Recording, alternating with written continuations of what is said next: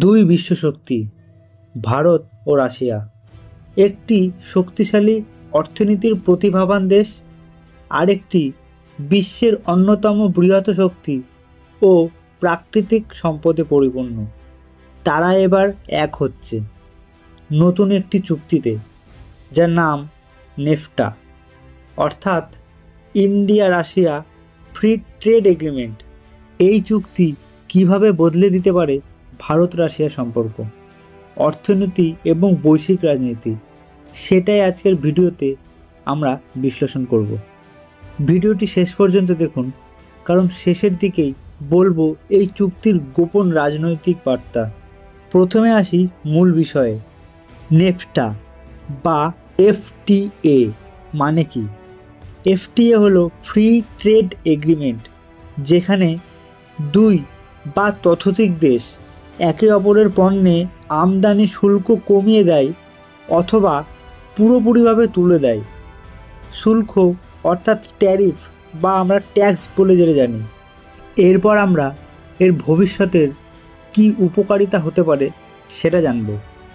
যেমন কি ব্যবসা সহজ হতে পারে, দ্রব্যের দাম কমতে পারে, আমদানি রপ্তানি বাড়বে এবং কর্মসংস্থান বৃদ্ধি পেতে পারে।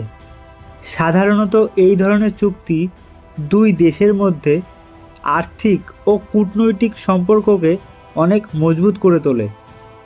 ভারত ও রাশিয়ার সম্পর্ক নতুন নয়।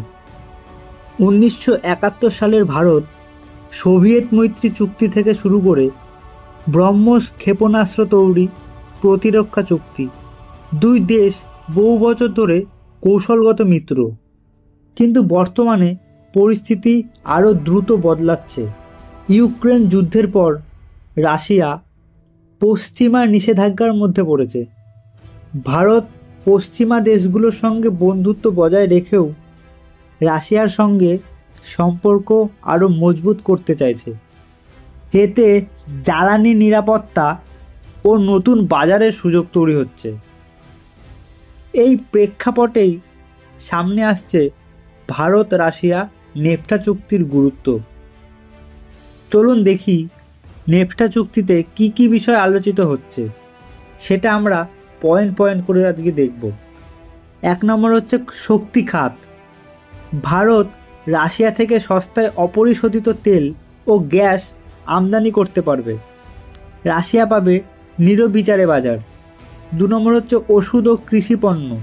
ভারতীয় ফার্মা কোম্পানি ও কৃষকরা রাশিয়ায় রপ্তানির সুযোগ পাবে। ভারতীয় চা, কফি, চাল, মশলা রাশিয়ার বাজারে প্রবেশ করবে। 3 নম্বর হচ্ছে শিল্প পণ্য ও প্রযুক্তি। রাশিয়া থেকে সস্তায় সার, ইস্পাত এবং মেশিনারিজ আমদানি করা সম্ভব হবে। যৌথভাবে প্রযুক্তি উন্নয়নের পরিকল্পনা। 4 নম্বর হচ্ছে রুপি রুবল লেনদেন। ডলারের পরিবর্তে নিজেদের মুদ্রায় বাণিজ্য হিসাবে কাজে লাগাবে। এতে আন্তর্জাতিক নিষেধাজ্ঞার প্রভাব কমে যাবে।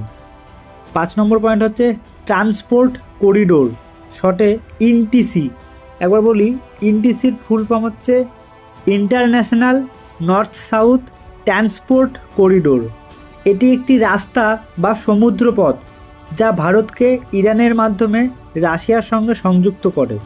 আচ্ছা, ইনটিসি ভারত, ইরান ও রাশিয়াকে যুক্ত করে দ্রুত পণ্য পরিবহন, চীনকে বাইপাস করার বড় কৌশল। এইসব দিক দেখে বোঝা যায় দুই দেশেরই লাভ হতে পারে বিশাল। আচ্ছা, সব কিছুরই যেমন সুবিধা আছে তেমন কিছু চ্যালেঞ্জও রয়েছে। যেমন কি রাশিয়ার সস্তা পণ্য ভারতীয় শিল্পের ওপর প্রভাব ফেলতে পারে। আন্তর্জাতিক নিষেধাজ্ঞার কারণে রুপি রুবল লেনদেনের সমস্যা হতে পারে। যুক্তরাষ্ট্র ও ইউরোপীয় দেশগুলির বিরূপ প্রতিক্রিয়া আসতে পারে এবং চীনও বিষয়টি নিবিড়ভাবে পর্যবেক্ষণ করছে। কারণ ইনটিসি রুট চীনের বিআরআই অর্থাৎ বেল্ট অ্যান্ড রোড ইনিশিয়েটিভ এর বিকল্প হতে পারে। এই যুক্তি কেবল অর্থনীতির নয়, ভূ রাজনৈতিকেরও একটা বড় চাল। ভারত এখানে একদিকে রাশিয়ার কাছাকাছি যাচ্ছে, অন্যদিকে পশ্চিমের সঙ্গে দূরত্ব রাখছে না। এটা মাল্টি অ্যালাইনমেন্ট স্ট্র্যাটেজি। এর মাধ্যমে ভারত একাধিক বড় শক্তির সঙ্গে ভারসাম্য রেখে চলেছে। এটা ভারতের জন্য এক কৌশলগত জয়ের পথ, যদি সেটি সঠিকভাবে বাস্তবায়ন করা যায়।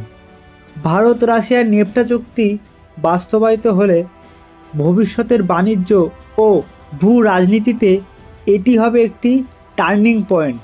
আমাদের কৃষক, ব্যবসায়ী ও শিল্পপতিরা নতুন সুযোগ পাবে, আর ভারত তার ভূ কৌশলগত অবস্থানকে কাজে লাগাতে পারবে। আপনার কি মত? এই চুক্তি কি ভারতের জন্য আশীর্বাদ হবে, না ভবিষ্যতের ঝুঁকি ডেকে আনবে? নিজে কমেন্টে জানিয়ে দিন। ভিডিওটি ভালো লাগলে অবশ্যই একটি লাইক দিন, বন্ধুদের সঙ্গে শেয়ার করুন এবং সাবস্ক্রাইব করতে ভুলবেন না। ধন্যবাদ।